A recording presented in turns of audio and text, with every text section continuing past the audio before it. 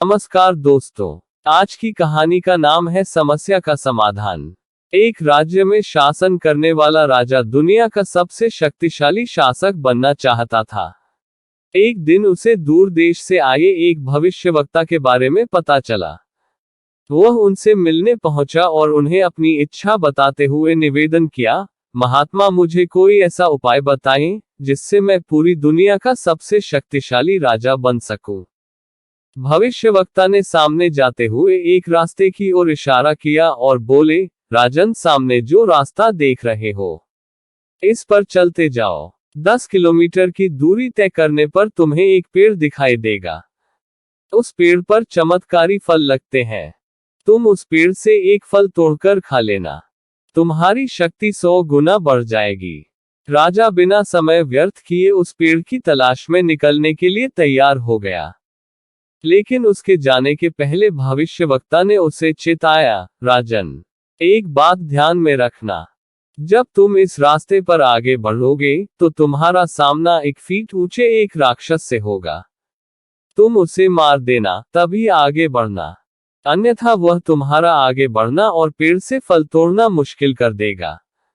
राजा ने हामी भरी और भविष्यवक्ता से आज्ञा लेकर उनके बताए रास्ते पर चलने लगा। 1 किलोमीटर की दूरी तय करने के बाद अचानक एक राक्षस उसके सामने आया और उसका रास्ता रोक लिया। उसकी ऊंचाई 1 फीट थी। वह राजा को ललकारते हुए बोला, तुझमें हिम्मत है तो मुझे मारकर आगे बढ़। राजा ने देखा कि राक्षस कद काठी में बहुत छोटा है। उसने सोचा कि इतने छोटे से राक्षस को मारने में अपना समय और ऊर्जा क्यों व्यर्थ करूं।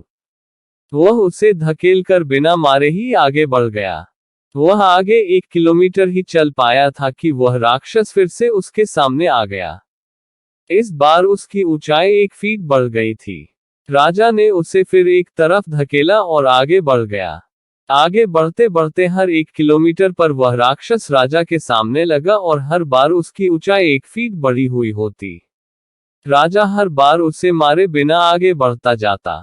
जब राजा भविष्यवक्ता द्वारा बताए पेड़ के पास पहुंचा तो राक्षस फिर से सामने आ गया। इस बार वह 10 फीट का विशालकाय राक्षस था। जब उसने राजा को फल तोड़ने से रोक दिया, तब राजा को भविष्यवक्ता की चेतावनी याद आई कि राक्षस को मार देना, अन्यथा वह तुम्हें फल तोड़ने नहीं देगा। अब राजा एक पास युद्ध के अतिरिक्त कोई चारा नहीं था। दोनों में भयंकर युद्ध हुआ। कई बार स्थिति ऐसी बनी मानो राक्षस राजा को मार देगा, लेकिन अंत में किसी तरह राजा राक्षस को मारने में सफल रहा। फिर उस चमत्कारी पेड़ का फल तोड़कर खाकर उसने चैन की सांस ली। सीख: लक्ष्य प्राप्ति की दिशा में जब हम प्रयासरत रहते हैं तो हमें कई बार छोटी छोटी समस्याओं और चुनौतियों से दो चार होना पड़ता है। हम अक्सर उन्हें छोटा या तुच्छ जानकर नजरअंदाज कर देते हैं और उनका निराकरण नहीं करते। फिर धीरे धीरे वही समस्याएं और चुनौतियां बड़ी होती चली जाती हैं। एक समय ऐसा आता है जब उन्हें नजरअंदाज करना संभव नहीं हो पाता और वे हमारे लक्ष्य प्राप्ति के मार्ग का रोड़ा बन जाती हैं। कई बार उस रोड़े को पार कर पाना हमारे बस के बाहर हो जाता है और कई बार उन्हें सुलझाने में हमारा बहुत समय और ऊर्जा बर्बाद हो जाती है। बाद में हम पछताते हैं कि हमने पहले उसका समाधान क्यों नहीं निकाला। इसलिए बाद में पछताने से बेहतर है कि समस्याएं शुरुआत में उस वक्त ही सुलझा ली जाएं, जब वे छोटी हो। कहानी अच्छी लगी हो तो वीडियो को लाइक करें, शेयर करें। ऐसे ही और कहानियां सुनने के लिए चैनल को सब्सक्राइब करें।